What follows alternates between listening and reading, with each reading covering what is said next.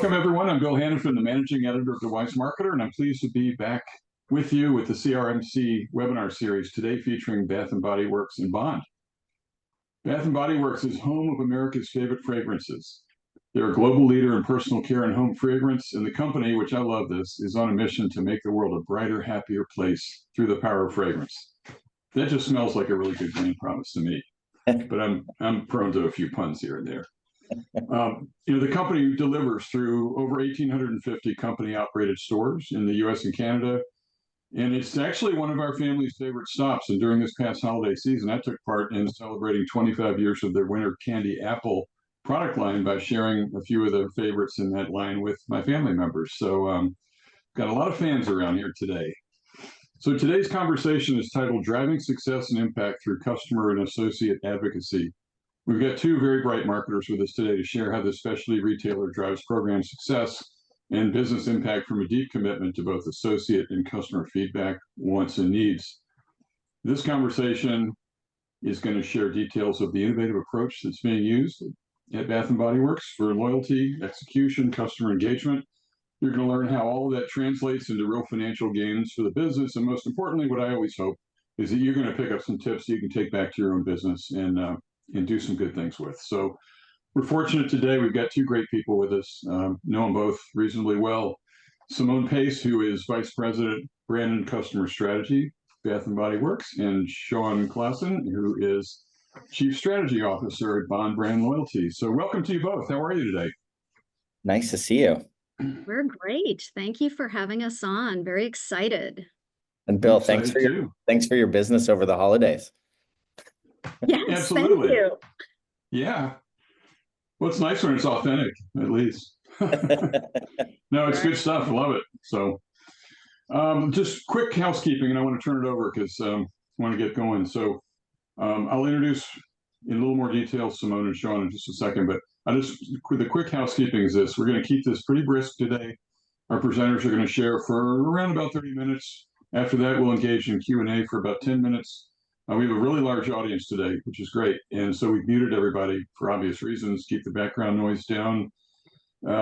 We do have a couple of icons at the bottom of your screen. So we have a Q&A icon that we ask that you put your questions in throughout the webinar. Just got a question, put it in there. We've got a team behind the scenes that will triage those questions. And at the end, we'll get to as many as we possibly can.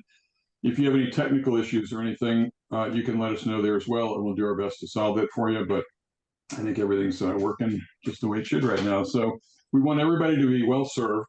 If we can't get to your question, we'll pass those along to Simone and Sean, and they will do their best to give you some answers post webinar. And you can always email us at support@thewisemarketer.com if you've got other questions or have anything where you have some needs. So let me just introduce our two presenters. Great people. Actually, to be honest, met Simone just recently, and I was just incredibly impressed at the energy and her command of what she's doing, and it's a great brand. So what her current responsibility, she leads Bath & Body Works' reward program brand and category strategy, the customer strategy, and the social and influencer strategy. So a lot under the umbrella. She leads a team of experienced, curious, and passionate marketers who are charged with translating their strategies and goals into meaningful customer-facing activations that both inspire customers and drive profitable sales growth. And prior to joining Bath & Body Works, Simone served in a variety of marketing leadership roles. She was at Nordstrom, Ascena Brands, and Designer Brands. So a lot there. And again, Simone, welcome. Good to see you today. Thank you. Good to see you too, Bill. Good. And Sean is an old buddy. We've known him quite a while. I think just about everybody in our audience would know him from his participation as a regular speaker at CRMC events, many other events. He writes a lot for publications around the world, and he's been with Bond since 2008. He joined as executive creative director. He's taken years of millennial marketing, experiential excitement, and an appetite for innovation into a lot of new realms. So his experience spans financial services, manufacturing, retail, hospitality. And he kind of has a mantra that he works with that he shared with me, where he says he doesn't just address problems, that he nurtures potential in both his clients and in his team, which is really great. I love that approach. So Sean has been instrumental in growth solutions for brands like Bath and Body Works, which you're going to hear a lot about today, but also for others like Sephora, Ford, Rakuten, Visa, Adobe, Montclair, and McDonald's. So who haven't you touched, Sean? I don't know. We'll probably hear about it later. A lot of So, variety. yeah, a lot of variety. So I'm going to turn it over to you. I will close my video, let you all present, have a great conversation, and I'll jump back in for the Q&A. That's great. Thanks for that, Bill. And Simone, nice to see you. I've been looking forward to this. Always a pleasure, Sean. We've been at this a little while, and I figured actually it might be, if you'll permit, maybe give people a sense of just sort of the journey that has gotten to this point, unfold some of the detail behind it as you will, and maybe I'll just poke and ask some questions as we go. Yeah, that sounds like a plan. So I will start off by saying that we are obviously very proud of our loyalty program, and it has been a journey. And this slide is really intended to share, and I think it's important we remind ourselves often at Bath and Body Works that we're very planful and deliberate when it comes to our My Bath and Body Works loyalty program. So I am going to take everybody all the way back to 2015, which is 10 years ago. I can't believe another world.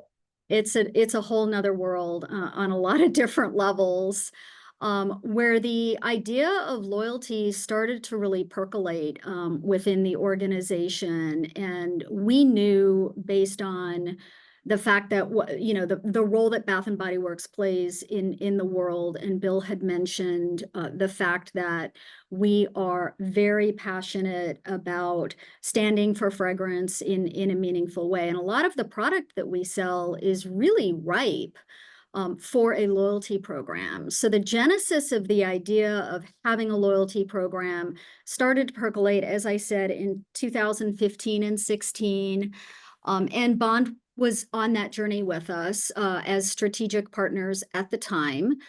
And we started to put our heads down and think, like, what might this look like? How can we come up with something that is not just an also ran, something that is very unique to us as a business, something that is compelling to our customers and our associates. I will add, they are a real critical component of our success. So the genesis of the idea of loyalty started to come to life. In 2017, we did flight an early beta, and we did that in a very quiet way because we wanted to have the opportunity to learn.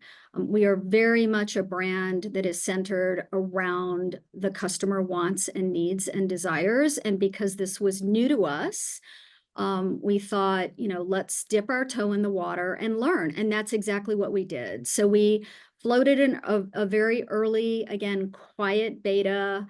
There was no fanfare, there was no press release. And we started on our journey of learning and figuring out, where do we think we need to do more of, less of, and what is really working. In 2018 and 19, so this is right before COVID, obviously in 2019, we did expand our beta. So we rolled to more markets, and we wanted to learn, like, what would work in California versus Charlotte, North Carolina versus the Pittsburgh, Cleveland area. As Bill had mentioned at the top of the hour, we've got about 1,850 stores. Every market is different, as I think everyone knows. Miami is very different from a Seattle. So we wanted to get more learnings under our belt, still quiet, still in beta mode. And this is when, as you can see, we've got like some of the insight into when we talk about associate advocacy and customer advocacy, what does that really mean? And for us at Bath and Body Works, we don't kid around when it comes to getting feedback on things. Right. We do focus groups. We've done quarterly satisfaction surveys. You can see, the types of things that we get behind. And I love that because it's in the spirit of curiosity, and we don't have all the answers. And still sitting here today, we've got 38 million active loyalty members on the program, and we are still curious. We still ask questions. We not only listen to our fans, we also listen to the critics. What do we need to do more of, less of?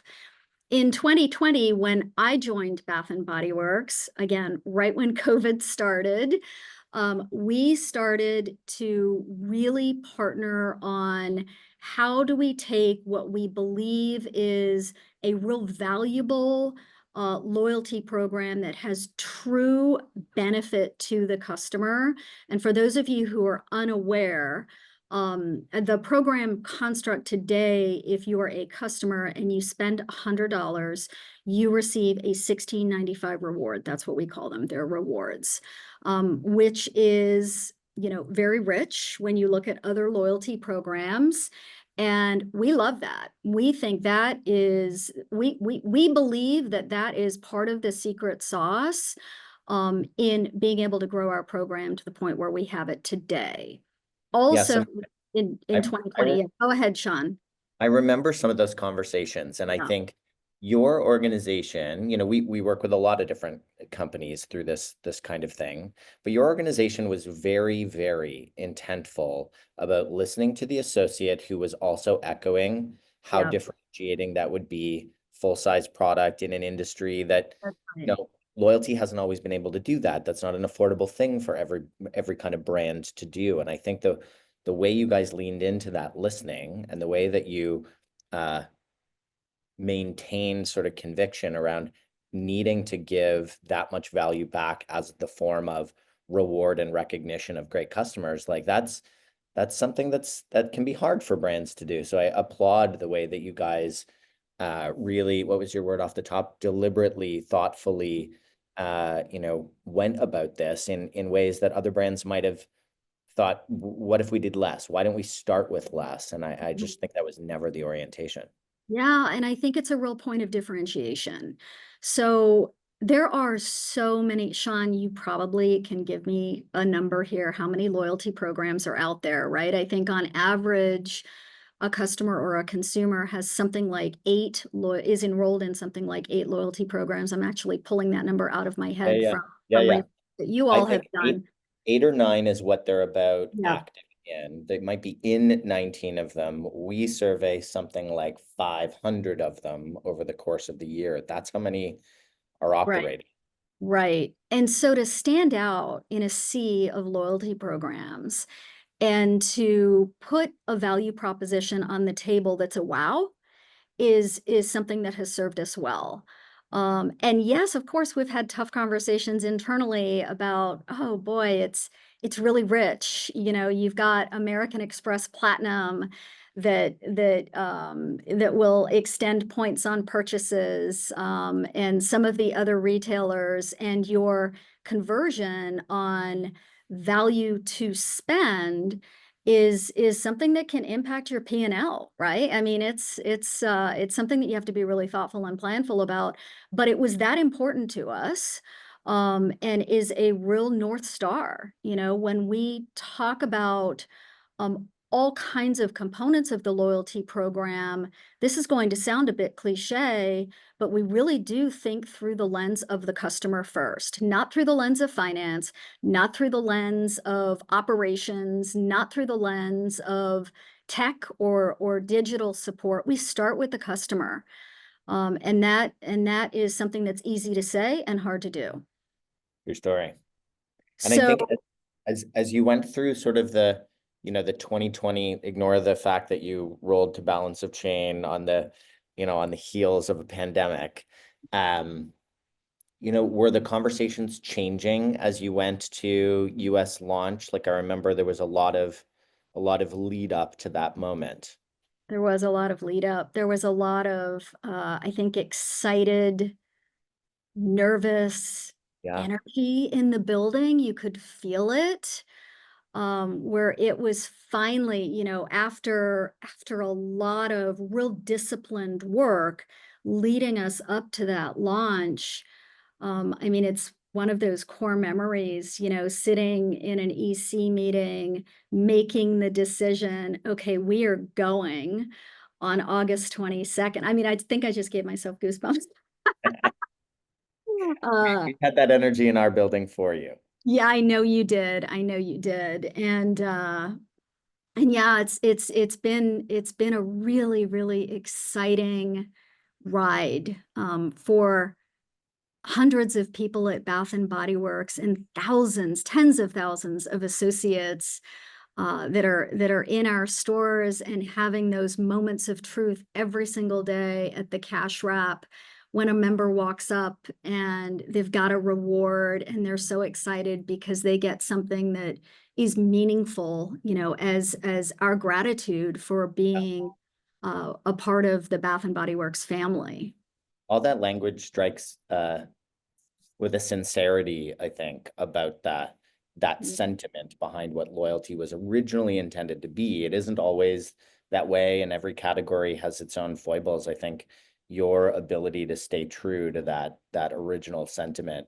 Do you want to give people a sense of like size and scale and some of the speeds and feeds around the program?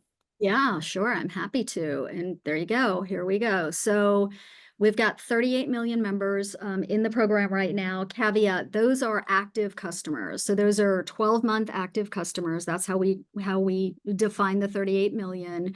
Got a lot more people in the program that have different shopping cycles. So they might shop every 13 months. And so those folks are not included in that 38 million number. It's nice to have a really big program.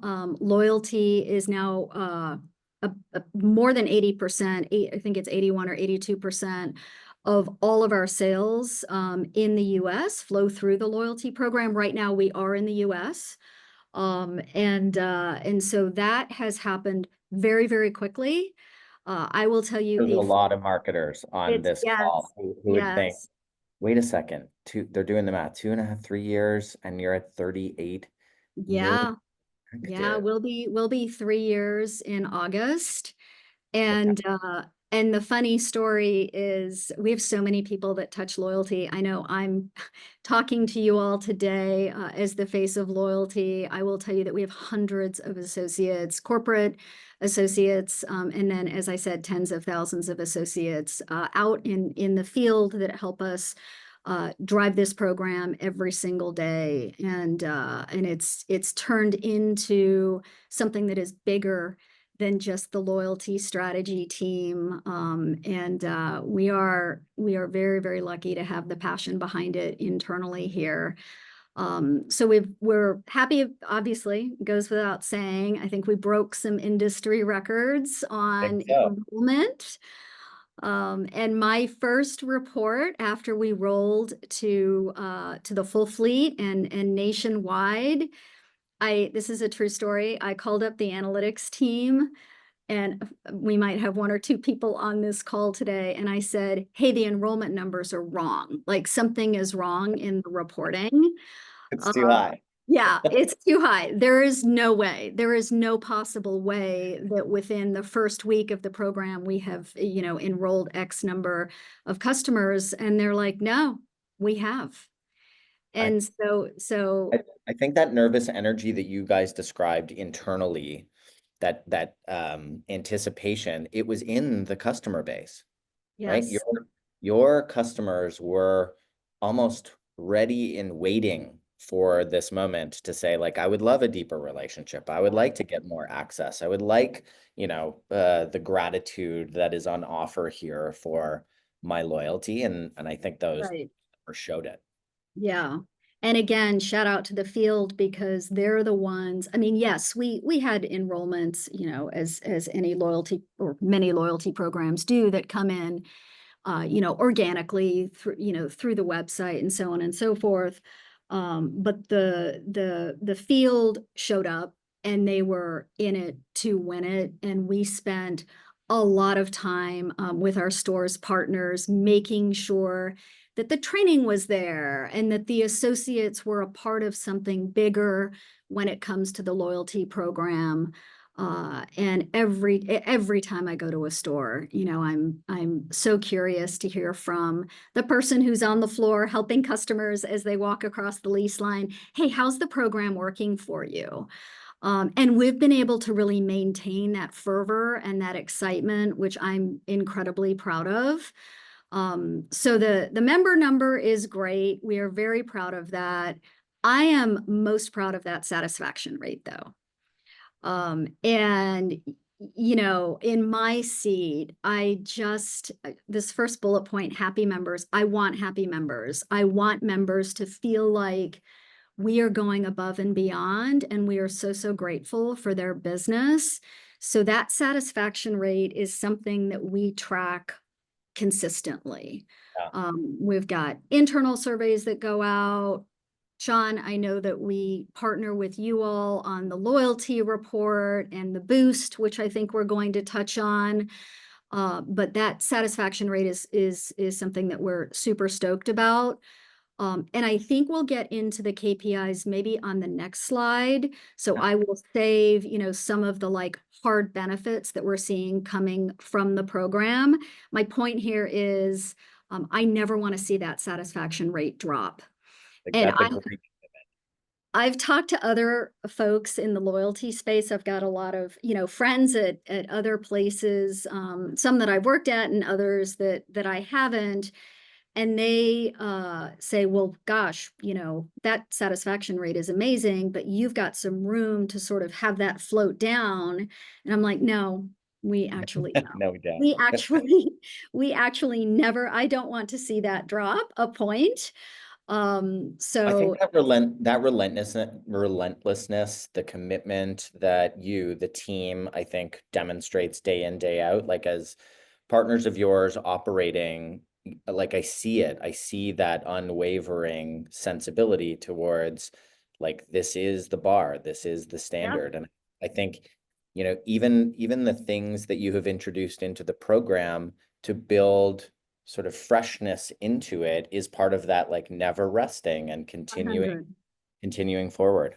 100%. And we know it's incumbent upon us as a brand, and this is sort of the Bath and Body Works way anyway, is this idea of innovation and evolving the program, making sure that we're injecting new and different and kind of cool ways to engage with Bath and Body Works.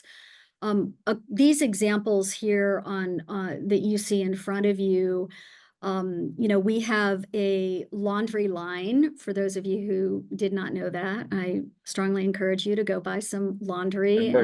Members definitely now.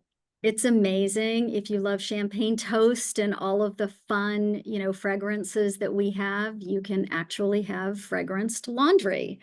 You know, laundry detergent, as well as scent boosters and all of that good stuff. So one of the things that we did is we gave the opportunity for our members to vote on what is the fragrance that you want us to launch first through our new laundry line. And we received hundreds of thousands of votes. And that was like, wow. I mean, that was another really surprising reaction and response. We knew it would be cool. We're like, okay, this could be fun. Yeah. In getting some feedback. We did not know the level of engagement and excitement that this would drive. And so one of the interesting things that we are now really focused on is how do we do more of that? And the image over to the right here is we asked our members to help us name 2 new fragrances that were released in holiday just a few months ago. And again, the engagement and the willingness to lean in is super exciting. And understanding all of that, you start to spur new ideas like, oh my gosh, what else could we do? How do we harness the power of this community in order to help, yes, drive our business, but also build that deeper mutually beneficial engagement between the member and Bath and Body Works. Yeah, that language is language a lot of marketers would chase, right? We want our customers more engaged with us. We want to find other ways. I think there's an elegance to the simplicity of the program, and for those who opt to participate more deeply at I agree, staggering numbers, they feel part of the brand. They feel a sense of like affirmation and recognition about their participation because they see it shaping what they get next from the brand. And I think Right. that's a tough loop to get going and an It is. interesting mechanic. Yeah, and it also, again, our accountability and our responsibility that, so as an example with the laundry question, the polls and the voting that we did around laundry, we actually had a feedback loop. So when we launched laundry, we said, hey, thanks. This is what, remember, we asked you all, what were your top fragrances? And we literally delivered on that. This isn't just a marketing thing to make it look like the members have a voice and the members have a vote. Like we literally went back to the product team and said, well, here's your answer. Here are the top. Yeah, it was a long tail. I mean, we've got a lot of different fragrances and we delivered against that. And that's really important. The integrity and the commitment that you make when you float things out like this, it's just very real. And it's not just, it's not just a superficial thing. Yeah. I think that the level of engagement you've received back from customers is probably, reciprocated by the level of energy and engagement I've seen you and your team put into, whether it was the journey to full-blown launch, whether it is these new mechanics that you continue to kind of keep that relationship fresh, if I can use that analogy. And I think customers have been telling us, you and I have had a bit of this conversation before, that partnerships is one of the things that's on their mind. They are interested in them. Lots of brands, lots of loyalty programs have been doing and dabbling in these. Some brands a lot, some brands just getting their toe in that water. Yeah. And I think the awareness is spotty. A lot of brands don't do the full job to make sure that customers know, reinforce that there is a partnership, et cetera. But when they do, the utility of the partnerships is high. And I don't have the KPIs on here, all of them.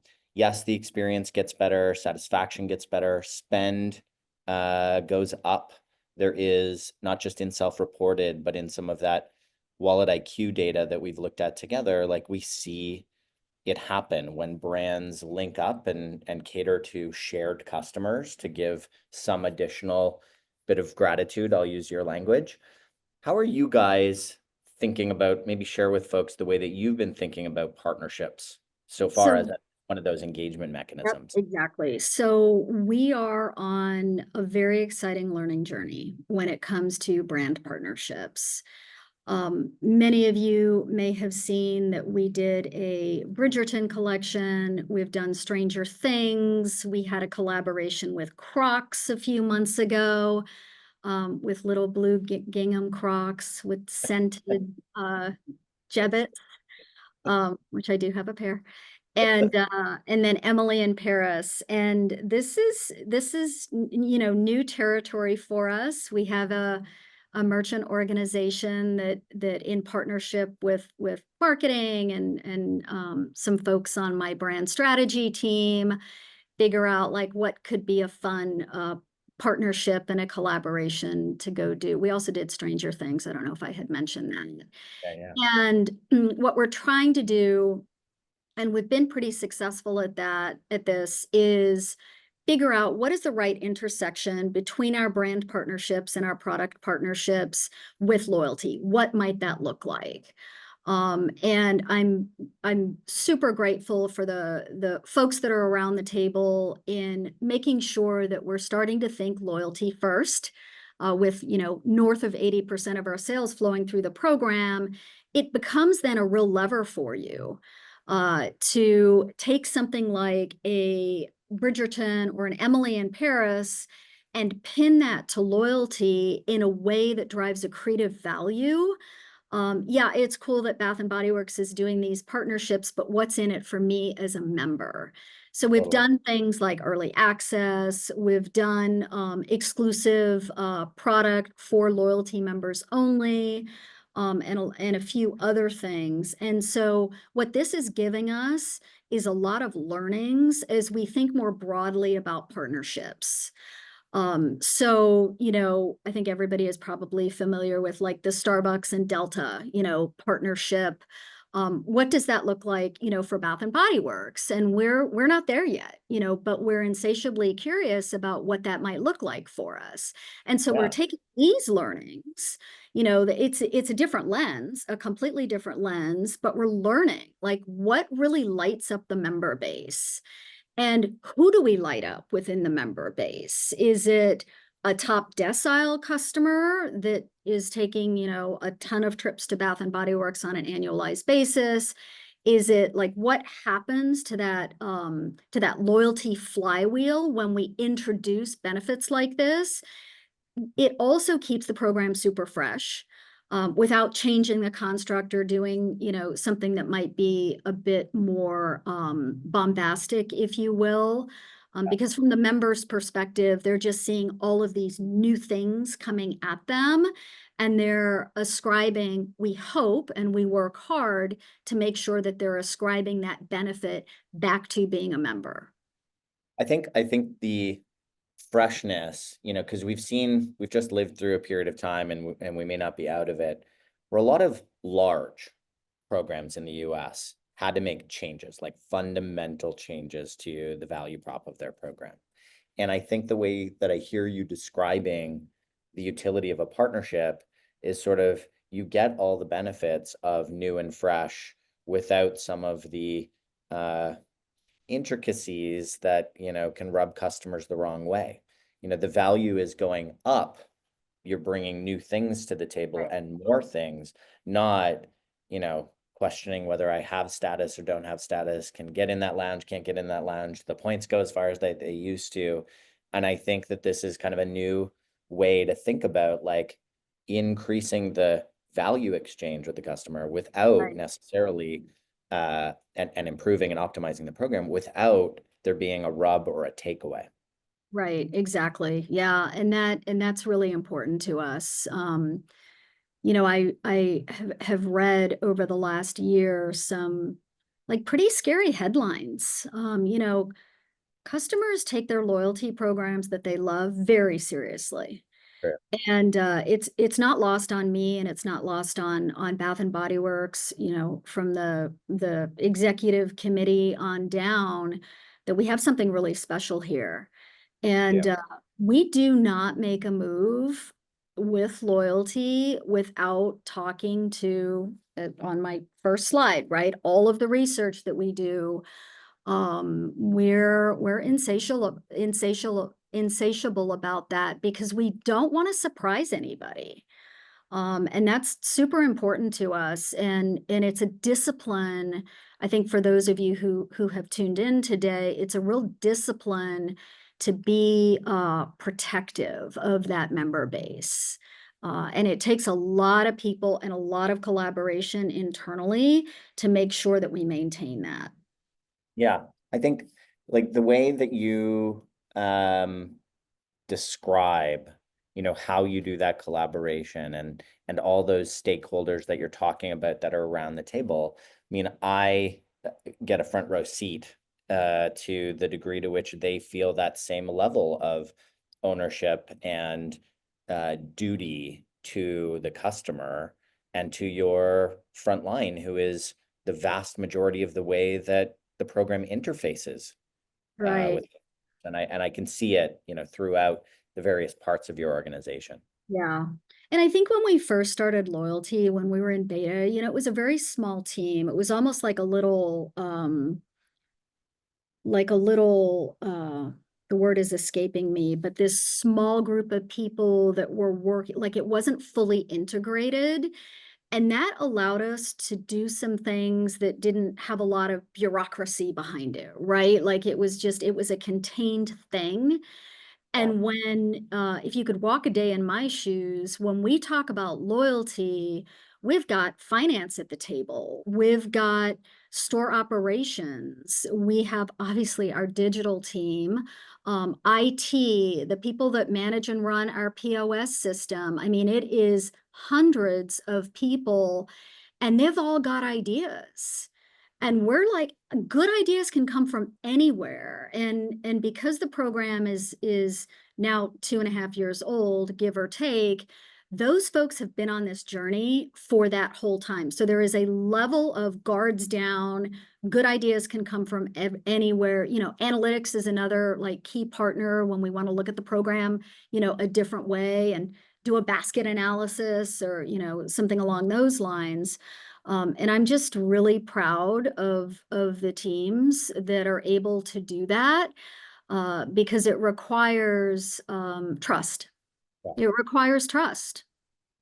Yeah, this is an intimate business, you know, in all aspects, like the way that teams interact with one another and sort of have to hold hands on things and give each other, you know, benefit of the doubt, even if something sounds like it might be scary or there's enough newness in it. And I think the way that I've seen those interactions unfold, guard down is a great way to describe just like the camaraderie around let's make it better. What else can we do for the customer? And that shared orientation, I think, permeates, you know, we as partners of yours in different capacities along this journey have seen that same maturity, that orientation really take hold in all aspects of the team. So kudos to you, because it's not an easy thing to build. Yeah, it's not. It's fun though.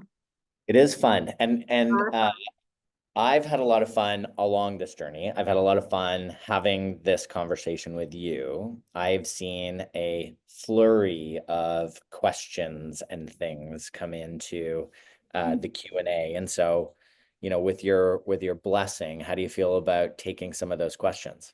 Bring it on. Ready, Bring it ready? on. Yeah. I'm ready. Good, because there are a lot. So, Oh boy. Okay. so one thing that I wanted to ask, and there's some questions related to this, is just you quoted some incredible statistics, very interesting, and some of it is telling me about how our business is evolving. But can you just recap quickly the differences between, if you were to compare and contrast the program members and non-members, their behaviors? Could you talk about that quickly? I can, yeah. So we look at this often, and sometimes we get crazy with looking at it all kinds of different ways, as I said. But effectively, if you're a loyalty member, you are driving or delivering, I should say, more sales, more trips. You are more apt to shop cross-channel. So, you know, dual channel customers or omni-channel customers are far more prevalent when you join the loyalty program.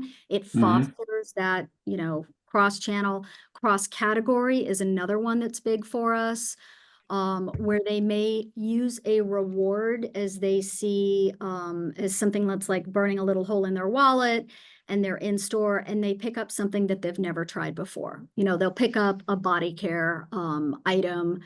And so we're seeing that type of behavior. Retention for loyalty members is sky high. And we love that. That tells us that it's working. And that's when I talk about the loyalty flywheel, that's what I mean. You know, when the behavioral changes that we see when a customer who is not in the program joins the program is pretty exciting. That's great. And somebody picked up out there, some people listening closely, they want to know that 93% customer satisfaction or member satisfaction number. How are you going about measuring that? We do it we do quarterly surveys against the member file. Our enterprise insights team is awesome. And we try not to change that survey so that we actually have like the ability to understand and read results over time. So that's where the 93% comes from. And then Sean and Bond also do some surveys, just period, full stop, against the 500 loyalty programs that he mentioned. And we pull out satisfaction indicators from that work as well. Okay. Okay. So there are a couple, if you want to do a little rapid fire on some tactics, program elements, each of you can chime in on this, but Sure. one question is, with such a strong welcome offer, how do you prevent fraud or multiple accounts per client? That's a really good question. We have a whole team that worries about that kind of stuff. And we've got controls in place. Obviously, we have red flags that pop up when things start happening that we're not loving. And we have some other things that are coming up on the roadmap that will help us mitigate some of that. But it's not a big concern of ours right now because we've got some controls in place. Sean, I don't know if you want to add anything else. Yeah, I just think too that the structure of the way that the program is designed, like yes, there's something, rich in the welcome, but there is so much value in the sort of first major reward, right? And so I think it trains so much of the attention towards that I just think like you're never going to get there if all you're coming in for is just the welcome, the welcome, the welcome, the welcome. And I think that's playing into your strength.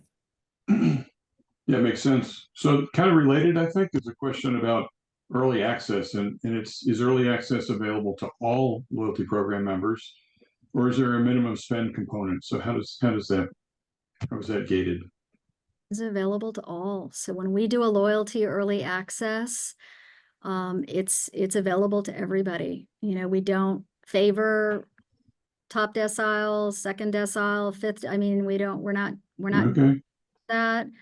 Because once you're in the program, you're in the program, and there is a real benefit to simplicity. Sean mentioned it. Our program, you do not need a decoder ring to understand what to get out of the program and how to derive benefit from it. Yeah. And that is, I think that was a wise decision that we made, and continue to believe in.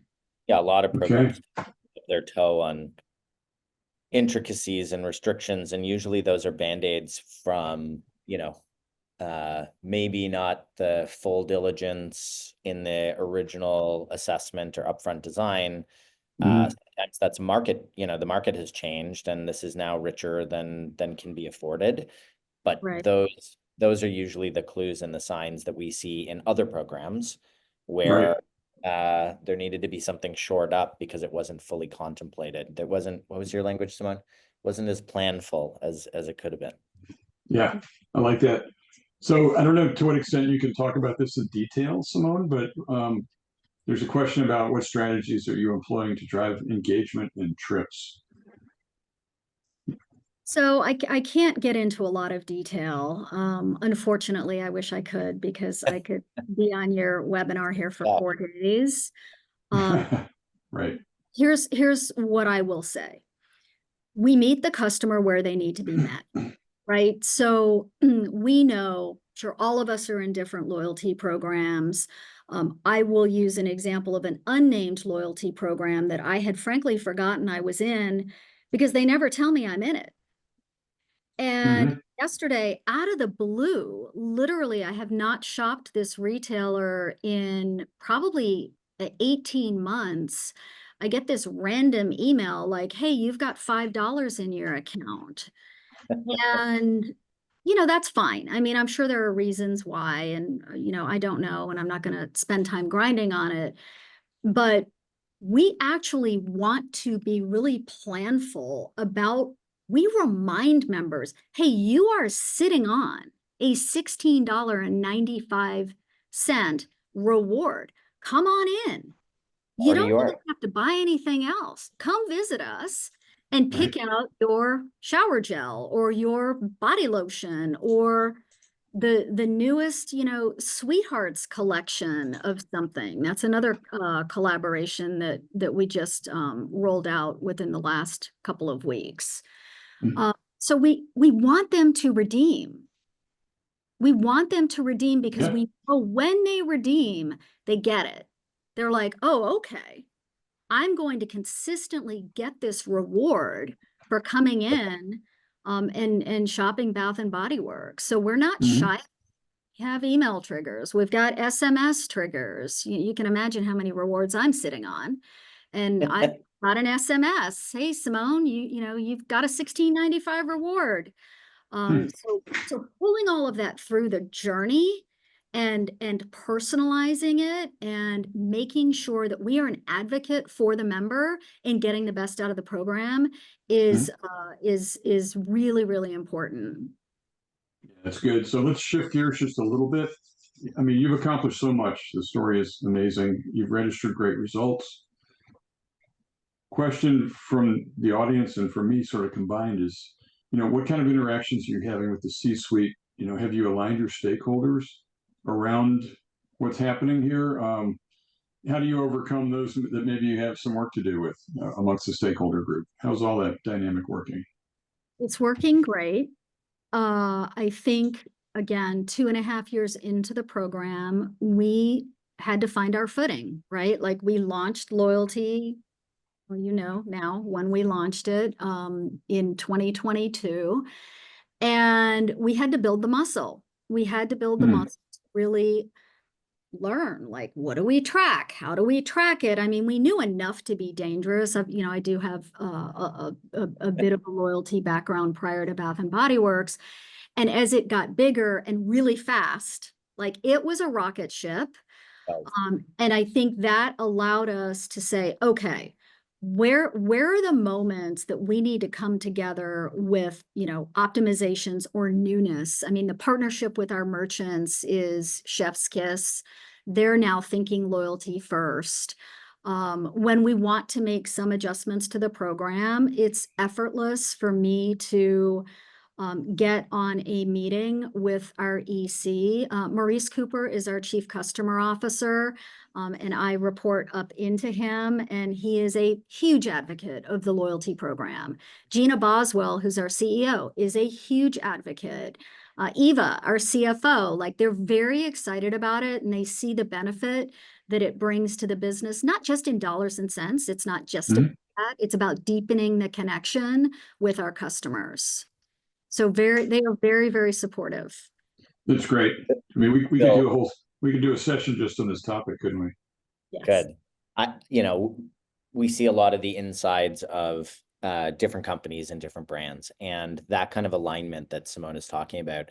I think because they were so methodical in, the journey that we were on and piloting and establishing some of the bedrock, when it took off like a rocket ship, I think you had laid all of the groundwork necessary to make sure that everybody could hang on in those like high growth, high velocity moments, and everybody knew what they were hanging on to. There wasn't these shadow boxed questions about like, but where's the incrementality? And like that is something that a lot of retailers, I think, get accidentally caught in. Your first question, Bill, was like, what does a member, do that a non-member doesn't? You'd be shocked at the number of brands that I think still have to contend with a boogeyman that is, maybe it's working, maybe it's not working, it works-ish. Like there's a lot of mushiness in some places. Yeah, no, that's good. That's really good. So an interesting part of this story, I think, is you both talked about this runway that you navigated before launching the program fully.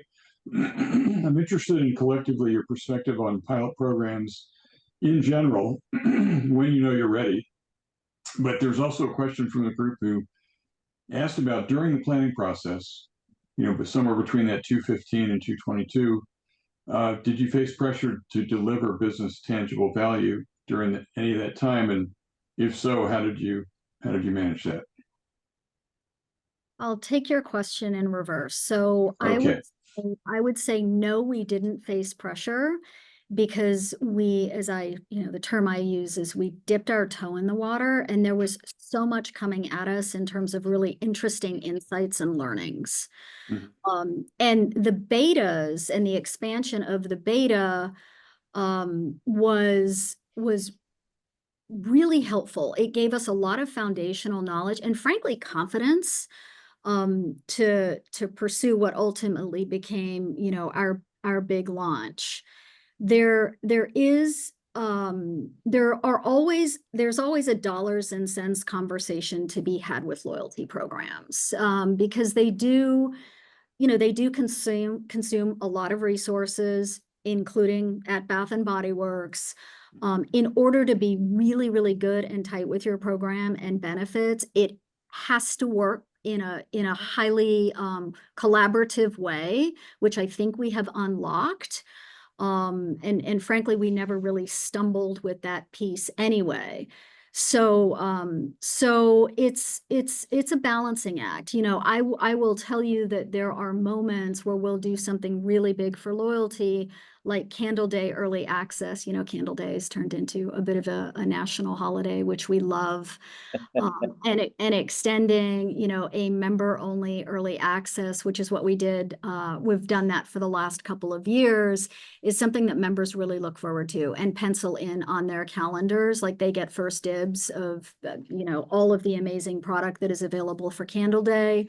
But we're still learning, we're like, as the program has now reached a size and scale that we are very proud of, it does cause you to think through, okay, well, what else? Where do we need to be focused now, and what might that look like in the future? Right. Sean, anything on that? Yeah, I mean, we, in another life, we lived some of Target's early betas around what is now Circle. And every organization, I think, has a different set of criteria that it entered into this topic with that needs to be satisfied. In Simone's case, there was a very deliberate testing that was happening in different parts of the country. And as learnings came in and progress looked like it was being made, that was the next gate to roll to another market. Target was much the same thing. Now, some retailers, their size and scale is different. And so they don't have, either, however you want to look at it, either the luxury to do smaller pilots in pockets or the necessity to do that. And so I think, I wish I could give you like a singular when a brand is ready sort of criteria, but I think, at the risk of sounding like a consultant, it depends. Right. Well, it truly does. It does. All right. One more question. We're getting close to time. And just by the way, both of you are going to have a little follow-on work, maybe hopefully fun work, because there are a lot of questions here, and we just can't get to them all. So, but you know what I'd love to just touch on, because I think it's important in terms of adding value for membership. But two questions kind of vectoring in on partnerships. So what factors do you take into consideration while deciding to collaborate with a partner? And then another person had asked something kind of similar about, do you typically start your evaluation at the brand level and then you get to a loyalty layer after that? So what's that process look like? So I think we are, to the second part of your question, we do it both ways, right? We will sometimes, it will be a big brand idea. And then sometimes it will come, the seed of the idea will come from either the member or the associates who, are very engaged and passionate about some ideas to continue to evolve the program. And from the brand, the top down, the brand is going to do X, Y, and Z. We love being a part of those conversations because it's that intersection of, we've got 38 million, engaged, active purchasers on our member file. How do we take care of them in the process of doing something bigger with the brand? I think your question, Bill, is also striking me in this moment as like, probably was a time where the answers were simpler, and that was true, and the question was harder to answer at the same time. At 80% of sales, there's a good reason for loyalty to be, as Simone's describing, you know, part and parcel of that conversation. The brand and the program are so intertwined. And I think we have helped a lot of companies figure out their rubric for making those decisions, how much weighting and weighted utility goes on each of those components, because I don't think it's a singular answer. It may be different if your program is not as sizable as Simone's program is, or if it is less of a penetration rate. It's going to have different kinds of goals on what you want out of that partnership than if you are, you know, Amazon Prime and trying to shore up value to just drive retention, pure and simple, right? Like there's a lot of different masters in that equation that every brand, I think, sort of has to journey through. That's great. Reluctantly, we're going to call it a wrap. There are a slew of questions left over here, and I can't say enough thanks really to Simone Pace at Bath and Body Works and Sean Clausen at Bond. Two great people. A lot of fun. I promised energy at the top. It was good energy and great information. And I think the Q&A dug into another layer of information. So really, thank you so much. I want to always express my gratitude to the CRMC, to Devin and her team. If you go to CRMC 2025, June 4th through 6th in Chicago, you're going to hear a lot more of this. And so these webinars are really meant to inform you and educate you, but also to teach you a little bit to make sure you get to Chicago. So we'll all be there, and hopefully we'll see everybody else there. But thanks again to you both. Thanks, everyone. Thank you. Bill, thanks for doing it. All right. We'll be back here soon. Bye, everybody. Bye.